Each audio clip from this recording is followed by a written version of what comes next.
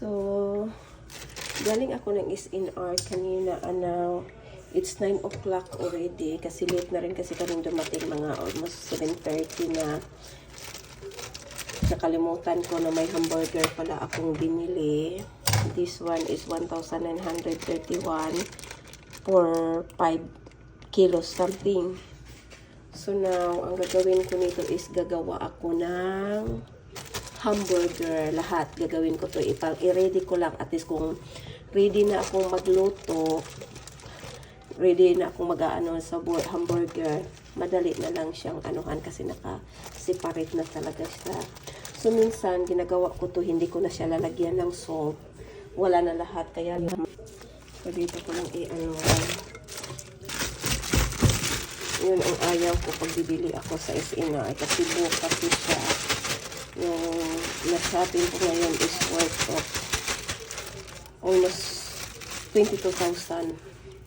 Then konting-konti lang. Unlike kung bibili ka kasi sa mall, parang ang dami na pag magsha-shopping ka na worth of 10,000. Ang dami na, pero yung sa pag sa SNR parang konting-konti lang yung ganun. So now, mostly hindi talaga ako naglalagay ng salt. Pero ngayon parang feeling ko gusto kong lagyan siya ng salt. Para with taste na siya pag what you call this? Pagluto ko. Kasi minsan kasi doon ko na siya nilalagyan ng test. Lagyan ko siya ng konting salt. Mas maganda kasi mostly talaga pag solid lang yung yung nilalagay mo. Pero gusto ko lang subukan ngayon. Yan. Gusto ko lang subukan kung ano ba talaga yung lasa with this one. Parmesan. Yan. Yan. Paprika pala. Then, pwede na rin to siya. Onion ground. Nakabili ko lang nito. Kaya, need ko pang buksan.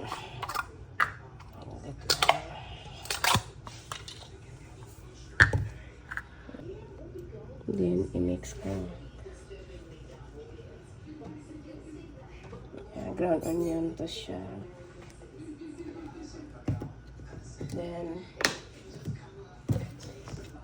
i-mix ko. Ganun lang yan siya kadali. Pagkatapos niyan, ganyan siya. Pero ang kapal nito ipakita ko lang sa iyo kanyo. Kasi minsan binabawasan ko para mas madaling maluto. So ito kasi super thick siya. Pero okay lang rin siya. Pero hanggat maari, binabawasan ko yung thickness. Kasi ang tagal kasing lutuin. Nilalagay ko to sa hamburger ng asawa, ganun lang. Pero may talaga kami guys, may lalagyan talaga ako nito, kaya lang hindi ko makita kung saan. So ngayon, yung almost 6 kilos na to, yun lang ang gagawin ko talaga, lahat hamburger. Kasi nga, alam mo na, yung asawa, pag puti yung asawa, mahilig talaga sa hamburger. Yan, parang ganun ka. Sige lang guys, naghugas naman ako eh. Bawas-bawasan ko lang konti para hindi naman masyadong thick yun. Pero saglit lang siya, ganun lang siya kasimple, ganun lang siya kadali. So ang tagal na niya ito maubos. Ayan, ito binawasan ko, so hindi na siya masyadong thick. Yan. So paglagay, ganun lang siya kasimple. Kaysa yung tipong kahit nga hindi niyo na to lagyan ng hindi niyo na to lagyan ng what you call this, ng salt. Pwede na rin siya. Masarap na rin siya pag kasi pag fried mo. At saka pag kayo nito guys, pag magluto kayo, huwag nyo yung tipong tagalan talaga. So yung parang enough lang siya kasi parang parang juicy siya, parang napaka-juicy niya. Kasi kung masunog kasi siya, parang wala na siyang lasa. Ganun lang siya kasimple guys. Ganun lang rin kadali gumawa. Kaya lang, ang tagal kong matapos nito kasi almost 6 kilos to siya. Ganun. Din ilagay yan sa ilagay ko siya sa freezer. So kung asawa ko gusto niya kumain ng dalawa, yun, kasi mostly siya lang naman kumakain dito. Pag andito yung anak ko, so may partner siyang kumain kasi ako once in a blue moon lang rin ako kakain ng ganito. Ito lang kasi yung nila, yung parang hindi sila masyadong mag-rice. Kaya mostly pag tinatamad, napakadali lang nitong na lang. Super dali lang nito.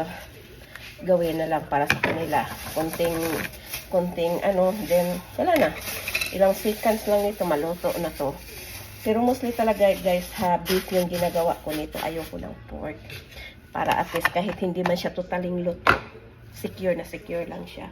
Kasi pag pork kasi super kailangan mo talaga siyang lutuin ng matagal. Enable for the safety lang. So, mas gustuhin kong bumili sa S&R pag ganito. Kasi, one time kasi bumibili ako sa ibang mall. Parang, pag niluluto ko kasi super strong yung amoy. Ito kasi wala ka talagang asin, wala kang maamoy.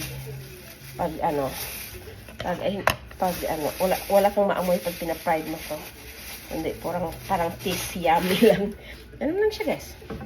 So by everyone, matagal pa akong matapos nito kasi super ang dami pa. Siguro mga 40 to 50 pieces siguro magawa ko nito or so dahil sa dami.